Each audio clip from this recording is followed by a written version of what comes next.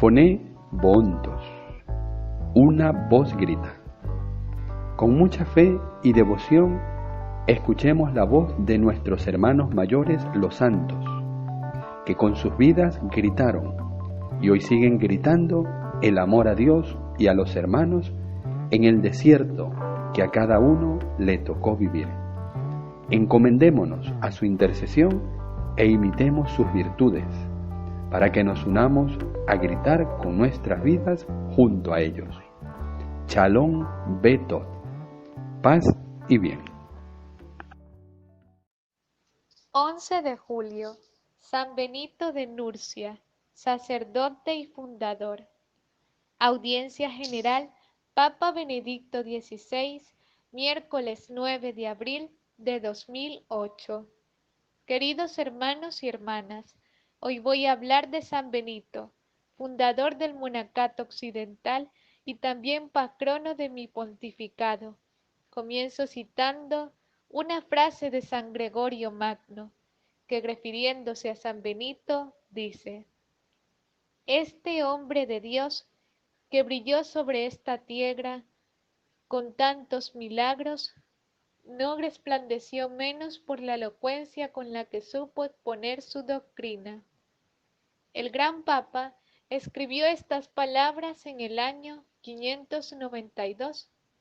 El santo monje había muerto 50 años antes y todavía seguía vivo en la memoria de la gente y sobre todo en la floreciente orden religiosa que fundó. San Benito de Nurcia, con su vida y su obra, ejerció una influencia fundamental en el desarrollo de la civilización y de la cultura europea. La fuente más importante sobre su vida es el segundo libro de los Diálogos de San Gregorio Magno. No es una biografía en el sentido clásico. Según las ideas de su época, San Gregorio quiso ilustrar mediante el ejemplo de un hombre concreto, precisamente San Benito, la ascensión a las cumbres de la contemplación que puede realizar quien se abandona en manos de Dios. Por tanto, nos presenta un modelo de vida humana como ascensión hacia la cumbre de la perfección. En el libro de los Diálogos, San Gregorio Magno narra también muchos milagros realizados por el santo. También en este caso, no quiere simplemente contar algo extraño, sino demostrar cómo Dios, advirtiendo, ayudando e incluso castigando, interviene en las situaciones concretas de la vida del hombre. Quiere mostrar que Dios no es una hipótesis lejana, situada en el origen del mundo, sino que está presente en la vida del hombre, de cada hombre. Esta perspectiva del biógrafo se explica también a la luz del contexto general de su tiempo. Entre los siglos V y VI, el mundo sufría una tremenda crisis de valores y de instituciones, provocada por el derrumbamiento del Imperio Romano, por la invasión de los nuevos pueblos y por la decadencia de las costumbres. Al presentar a San Benito como astro luminoso, San Gregorio quería indicar en esta tremenda situación, precisamente aquí, en esta ciudad de Roma, el camino de salida de la noche oscura de la historia. De hecho, la obra del santo, y en especial su regla, fueron una auténtica levadura espiritual que cambió con el paso de los siglos mucho más allá de los confines de su patria y de su época. El rostro de Europa, suscitando tras la caída de la unidad política creada por el Imperio Romano, una nueva unidad espiritual y cultural, la de la fe cristiana compartida por los pueblos del continente. De este modo, nació la realidad que llamamos Europa. La fecha del nacimiento de San Benito se sitúa alrededor del año 480. Procedía, según dice San Gregorio, de la región de Nurcia, ex provincia Nurciae. Sus padres, de clase acomodada, lo enviaron a estudiar a Roma. Él, sin embargo, no se quedó mucho tiempo en la ciudad eterna.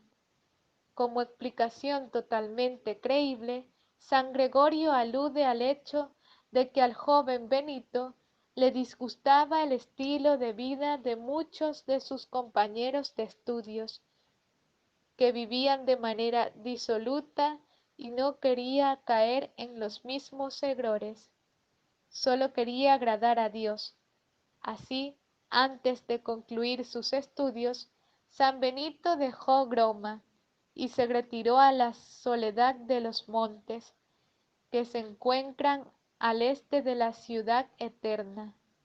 Después de una primera estancia en el pueblo de Efide, hoy Afile, donde se unió durante algún tiempo a una comunidad religiosa de monjes, se hizo eremita en la cercana Subiaco.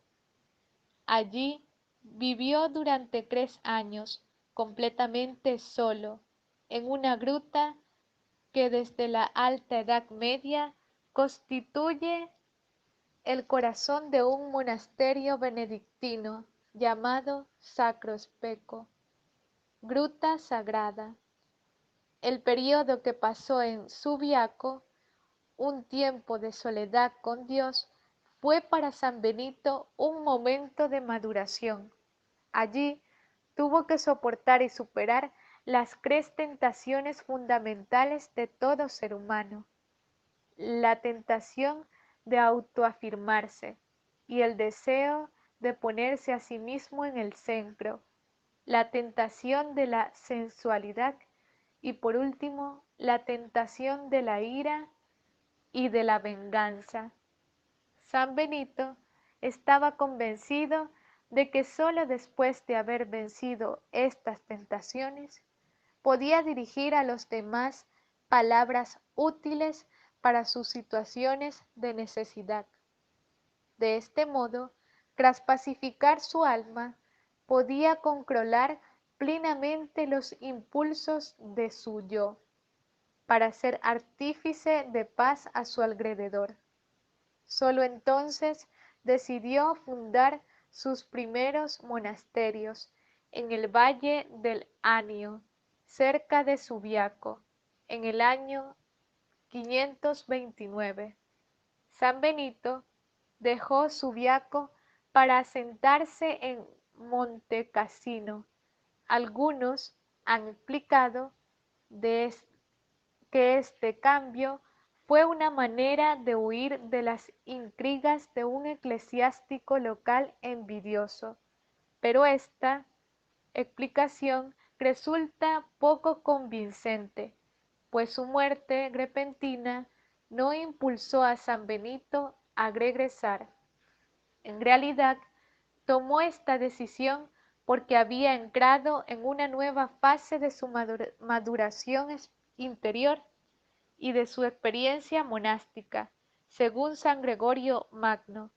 Su salida del remoto valle del Anio hacia el monte Casio, una altura que, dominando la llanura circunstante, es visible desde lejos, tiene un carácter simbólico.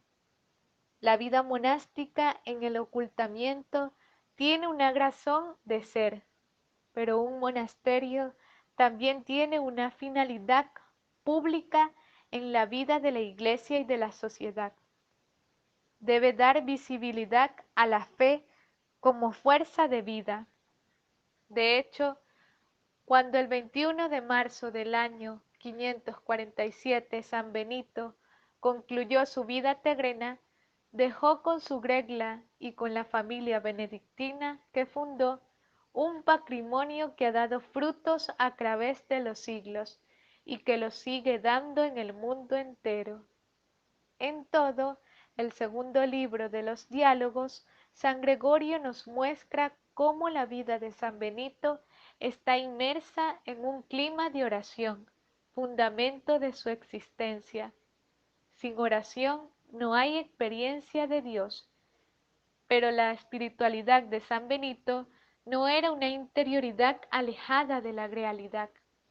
En la inquietud y en el caos de su época, vivía bajo la mirada de Dios, y precisamente así nunca perdió de vista los deberes de la vida cotidiana ni al hombre con sus necesidades concretas.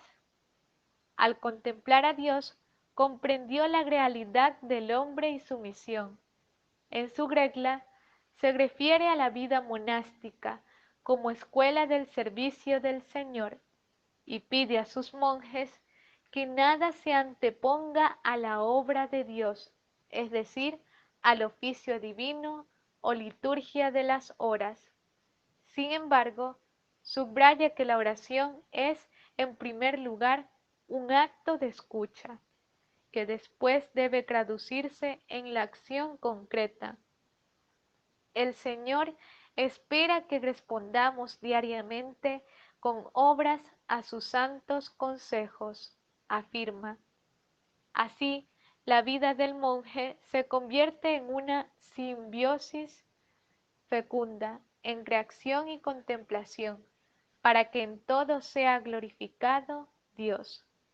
En contraste con una autorrealización fácil y egocéntrica que hoy con frecuencia se exalta, el compromiso primero e irrenunciable del discípulo San Benito es la sincera búsqueda de Dios en el camino trazado por Cristo, humilde y obediente, a cuyo amor no debe anteponer nada, y precisamente así, sirviendo a los demás, se convierte en hombre de servicio y de paz.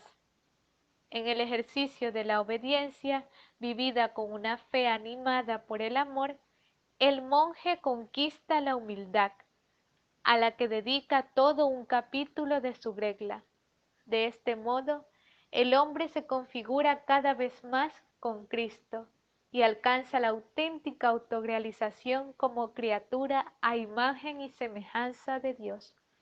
A la obediencia del discípulo debe corresponder la sabiduría del abad, que en el monasterio hace las veces de Cristo. Su figura descrita sobre todo en el segundo capítulo de la regla, con un perfil de belleza espiritual y de compromiso exigente, puede considerarse un autoretrato de San Benito, como escribe San Gregorio Magno. El santo de ninguna manera podía enseñar algo diferente de lo que vivía. El abad debe ser un padre tierno y al mismo tiempo un maestro severo, un verdadero educador. Aun siendo inflexible contra los vicios, sobre todo está llamado a imitar la ternura del buen pastor, a servir más que a mandar, y a enseñar todo lo bueno y lo santo, más con obras que con palabras. Para poder decidir con responsabilidad, el abad también debe escuchar el consejo de los hermanos, porque muchas veces el Señor revela al más joven lo que es mejor. Esta disposición hace sorprendentemente moderna una regla escrita hace casi 15 siglos. Un hombre de responsabilidad pública, incluso en ámbitos privados, siempre debe saber escuchar y aprender de lo que escucha. San Benito califica la regla como mínima escrita solo para el inicio, pero en realidad ofrece indicaciones útiles no solo para los monjes, sino también para todos los que buscan orientación en su camino hacia Dios. Por su moderación, su humanidad y su sobrio discernimiento entre lo esencial y lo secundario en la vida espiritual, ha mantenido su fuerza iluminadora hasta hoy. Pablo VI, al proclamar el 24 de octubre de 1964 a San Benito patrono de Europa, pretendía reconocer la admirable obra llevada a cabo por el santo a través de la regla para la formación de la civilización y de la cultura europea.